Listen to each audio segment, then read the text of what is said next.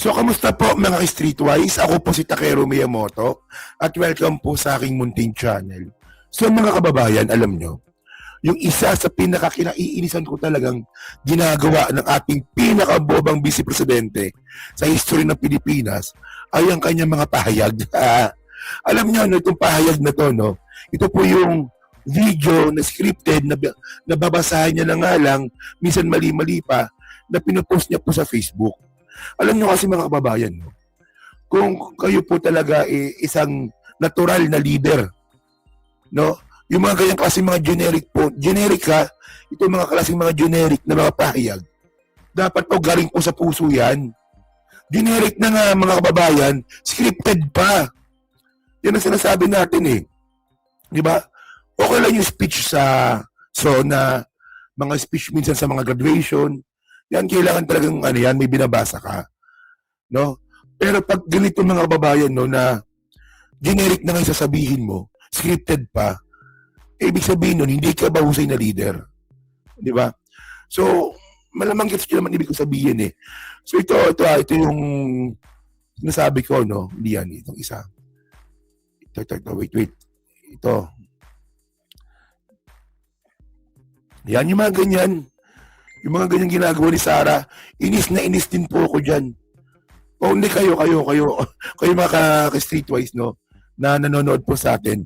Kayo ba natutuwa ba kayo dito sa mga pahayag ni Sara? No? Na generic? No? So, tingnan nyo ito 9 hours ago ata to, no? So, pahayag March 26, 2026. Okay. So, ito, panoorin natin to, no? Kung gaano siya kagaling mag-speech.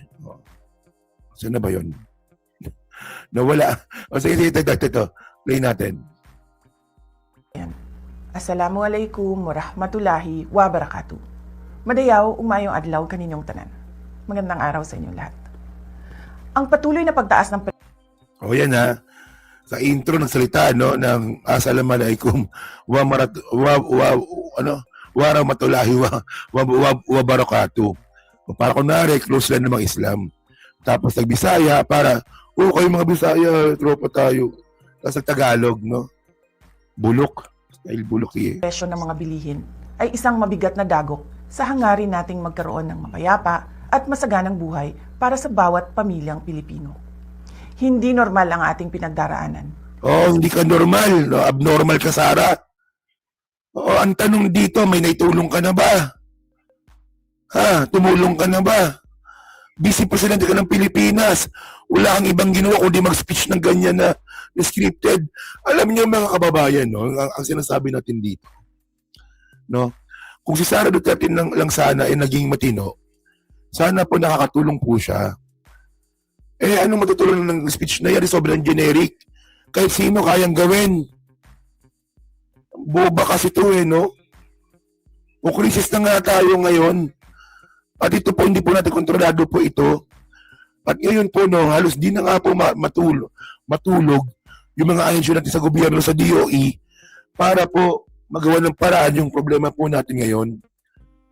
Tapos ikaw, speech, generic pa. O sa bagay, yung mga taga-suporta po ng mga Duterte, mga mahina po utak. So okay na po sa kanila yung mga ganyang klase mga generic na scripted pa.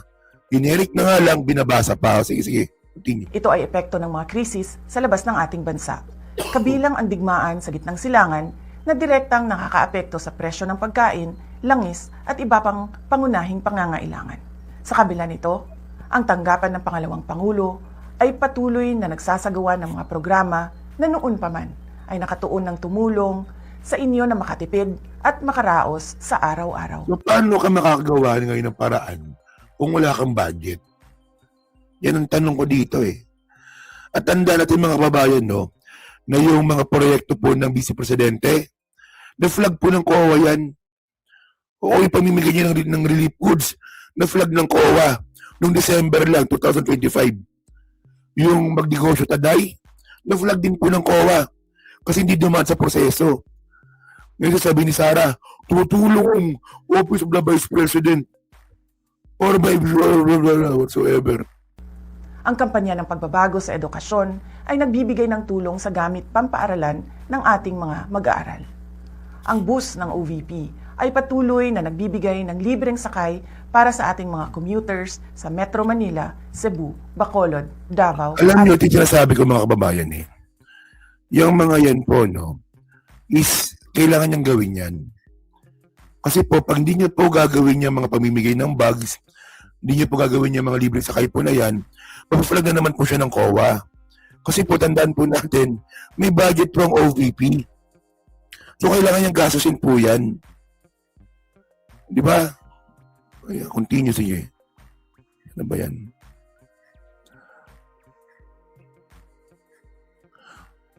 Alam nyo, no, naalala ko tuloy.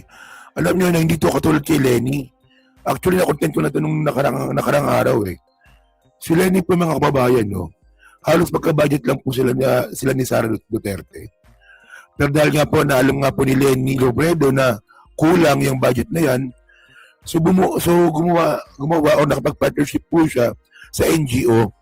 And then itong NGO po na to is tumatanggap ng pera from the civil groups at saka sa international community. So yun po yung may ginawa. Walang budget, gumawa ng paraan. Ang ginawa lang po ni Sara Duterte, tinasas lang po yung budget niya. So ano yun? Anong overwhelming doon na ang galing na ni Sara? Tinasas niya lang po yung budget niya. Yung mga bags na yan, yung mga sinasabi niyang bus na libreng sakay, kailangan niyang gastusin po yan. Patawarin to eh, no? Kaya ninis ako sa mukha dito eh. Hindi continue. Tacloban. Ang Magnegosyo Taday ay magpapatuloy upang mapunan ang kapital ng Diba? Yung negosyo taday mga kababayan na flag ng COA yan. Kasi po hindi po dumaan sa PDIC at saka sa DTI. Kapal ng mukha nito, buha ka ng ina ka, Sara. Ang kapal naman ng mukha mo. I-promote yung magnegosyo taday. Na-flag nga ng COA yan. Hanggang ngayon hindi mo pa sinasagot. Oh. liit na negosyo. At ang rice boxes ay patuloy na ipinamamahagi sa mga nangangailangan, lalo na sa panahon na tulad ngayon. Kasabay nito, nagpapatupad din kami ng mga cost-cutting measures sa loob ng aming tanggapan upang matiyak. Alam mo, maganda dito, no, para sabihin mong may cost-cutting kayo. No? Sagutin mo muna yung mga aligasyon sa'yo. And then bayaran mo yung pinapabayad sa'yo ng COA na 73 million. Oh, di ba? Sinungaling talaga to, no? Para po sila ni Toby Chanco. Alam nyo, no, pag nakita ko po si Sara Duterte, bigla ko rin naalala si Toby Chanco. Kasi tinan nyo to, no? Merong interview dito kay Yussi Claire Castro. No, regarding kay Toby Chanco. Sana ba yan? Tinan nyo to. Itong si Congressman Toby Tiangco, ang daming sinasabi, pero wala tayong nakikitang anumang ebidensya. Sinabi niya na 1,000,000% na papanagutin ng Vice Presidente ang mga corrupt or gumawa ng anomalya sa pondo ng bayan, especially the flood control projects. 1,000,000% daw, no? Kapal ng mukha. Alam niyo yung ganyan klase mga statement ng kababayan. DDS na po yun. Yung mga ganon. 1,000,000% pananagutin ni Sara. Puta si Sara nga, magdanakaw din eh. Kaya ang hamon natin mismo kay Congressman Toby Tiangco para mapatunayan niya to. Hindi ba dapat kahit hindi pa presidente, ang Vice Presidente dapat nagtatrabaho na siya para mapanagot ang mga di umanong korap, lalong-lalo na doon sa mga ghost projects nung panahon ng kanyang ama.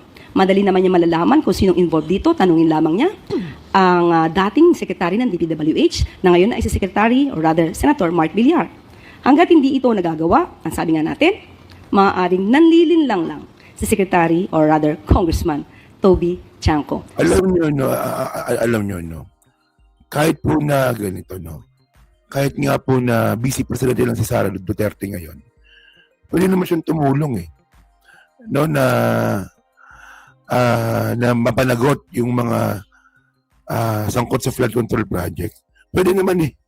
Sa totoo lang, kaya niya yun. So, wala lang, simple lang. Maghanap lang siya ng ebidensya, gamitin niya yung Office of the Vice President, no, and then mag-file sila ng kaso. Actually, parang pwede yun, no? Pagkakalam ko, no? Tapos, syempre po, no, yung nagsimula po kasi yung flood control nung panahon ni Digong. Puta, itong Toby Chanko po kasi natabobo po ito. Tanga po talaga ito. Noon na, hindi ba naisip ni Toby Chanko na nagsimula po yung ano-ano flood control project nung panahon ni Digong? No, so, ibig sabihin nun, si Mark Miller po talagang nakakaalam kung paano po minaniobra ni Digong. No, at saka ng DPWH. No, so, tama nga po dito si Claire Castro. No, kung talagang 1,000,000%, kasi kung 100% mga kababayan, wala lang. Parang dadaan ka lang sa proseso, di ba? Dadaan ka sa batas, no? Ganun lang pag 100%, pero pag 1,000,000% tulad ng sinabi ni Toby Chanko, overwhelming po dapat ang gagawin ni Sara. Across sa kanyang jurisdiction bilang vice presidente. Ganun dapat. Nang inatos si Toby Chanko talaga, bobo talaga nito.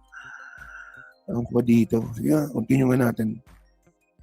So, sa ngayon pa lamang, hindi dapat niyang sirain ang anumang institusyon ng gobyerno, lalo na kung saan siya nakakasama or where he belongs, di ba? Sa institusyon where he belongs. Hindi dapat niya sinisiraan, lalo na wala siyang ebidensya. Oo nga, ito ate. Ito sinasabi ni Toby Chanko kasi, no, na nakakabayaran daw po dyan po sa impeachment trial ni Sara para makakuha daw po ng 1/3 ng boto. Tapos, walang ebidensya. Ganyan po kabobo si Toby Chanko.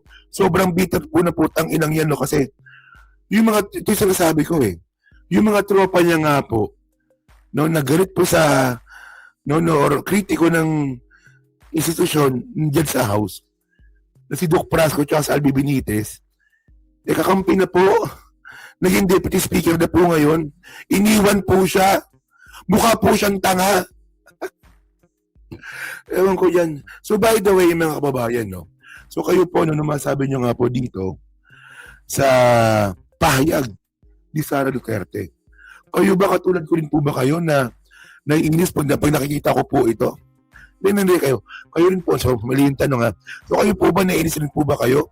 Pag nakikita nyo po ito sa feed ninyo, ito mga pahayag ni Sara Duterte. Kasi ako mga kababayan, sobrang inis po ako dyan. Sobrang generic na, minsan mali-mali pa. Oh. So yun mga kababayan, no? So comment lang po sa baba at binabasa ko pong lahat yan. At syempre, dyan po sa Team Replay, so palike, pa-subscribe. At kung di na makalubisan, pa-share na rin po ng content natin ngayon. So thank you mga ka-Streetwise. Kita na lang ulit tayo sa susunod nating content. So thank you, salamat and bye-bye.